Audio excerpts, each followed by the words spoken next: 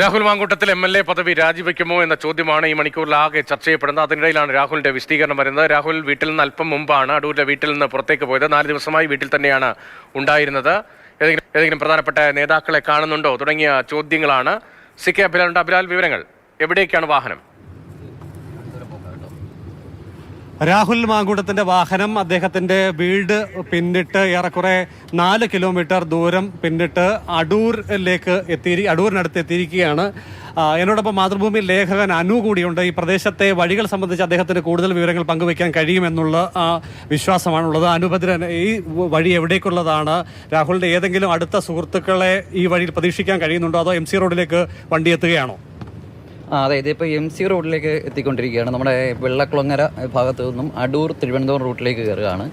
ഇപ്പോൾ വണ്ടി എനിക്ക് തോന്നുന്നു തിരുവനന്തപുരം ഭാഗത്തേക്ക് കയറുവാനുള്ള സാധ്യതയുണ്ട്. ഇവിടെ അദ്ദേഹത്തിൻ്റെ സുഹൃത്ത് റിനോയുടെ വീട് ഇതിനടുത്താണ്. അപ്പോൾ അവിടേക്ക് പോകാനാണോ എന്നുള്ള സംശയം ഇങ്ങനെ തോന്നുന്നു. അങ്ങനെ പോയിക്കൊണ്ടിരിക്കുകയാണ് ഇപ്പോൾ വാഹനം. MC റോഡിൽ അടൂർ ഭാഗത്തേക്കാണ് വാഹനം നീങ്ങിയിട്ടുള്ളത്. ഒരുപക്ഷെ തിരുവനന്തപുരത്തേക്ക് ആരെയെങ്കിലും കാണാൻ വേണ്ടി ഉദ്ദേശിച്ചാണോ ഈ യാത്ര എന്ന് സംശയിക്കേണ്ടിയിരിക്കുന്നു. ആദ്യഘട്ടത്തിൽ സാവധാനം പോയിക്കൊണ്ടിരുന്ന വാഹനം ഇപ്പോൾ അതിവേഗതയിലേക്ക് കടന്നിരിക്കുകയാണ്. തിരുവനന്തപുരം ലക്ഷ്യം വെച്ചുകൊണ്ട് തന്നെ നീങ്ങുന്നു എന്നതിൻ്റെ സൂചനകളാണ് നമുക്ക് ലഭ്യമാകുന്നത്. എന്തായാലും ഈ വാഹനത്തെ നമ്മൾ പിന്തുടരുകയാണ്. തിരുവനന്തപുരം വരെയാണ് ഈ യാത്രയെങ്കിൽ ഒപ്പം പോകാൻ തന്നെയാണ് നമ്മളും ഉദ്ദേശിച്ചിട്ടുള്ളത്. രാഹുൽ മാങ്കൂട്ടത്തിനൊപ്പം മറ്റ് 4 പേർ കൂടിയുണ്ട്.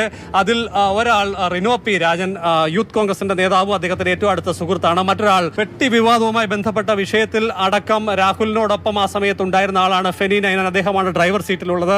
മറ്റൊരാൾ ഫൈസലാണ്. അദ്ദേഹം യൂത്ത് കോൺഗ്രസിന്റെ സംസ്ഥാന അധ്യക്ഷ സ്ഥാനത്തേക്ക് എത്തിയത് മുതൽ അദ്ദേഹത്തിന്റെ സ്റ്റാഫായി ഉള്ള ആളാണ് ഫെനി നൈനാൻ. മറ്റൊരാൾ ആരാണ് എന്നത് സംബന്ധിച്ച് പിന്നിൽ നിന്നുള്ള ദൃശ്യങ്ങളിൽ നിന്നും എനിക്ക് വ്യക്തമാക്കാൻ സാധിക്കാത്ത സ്ഥിതിയുണ്ട്. എന്തായാലും തിരുവനന്തപുരത്തേക്കാണ് രാഹുൽ പോകുന്നത് എന്നുള്ളത് ഉറപ്പാണ്. രാഷ്ട്രീയപരമായ കൂടിക്കാഴ്ചകൾ തന്നെയാണ് ലക്ഷ്യം വെക്കുന്നത്. വാഹനം അതിവേഗതയിൽ കടന്നുപോയിക്കൊണ്ടിരിക്കുകയാണ്.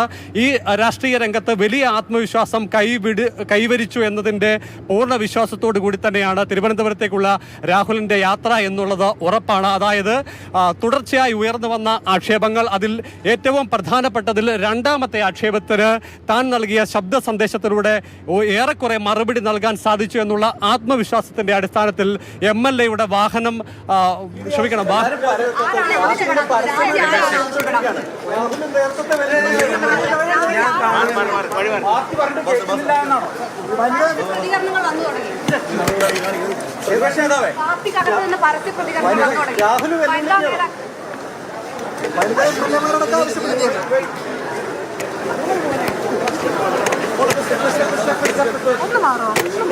എറണാകുളത്ത് റെയിൽവേ സ്റ്റേഷനിൽ വന്നിറങ്ങിയിടത്താണ് മാധ്യമങ്ങൾ അദ്ദേഹത്തിന്റെ പ്രതികരണം ആരായുന്നത്.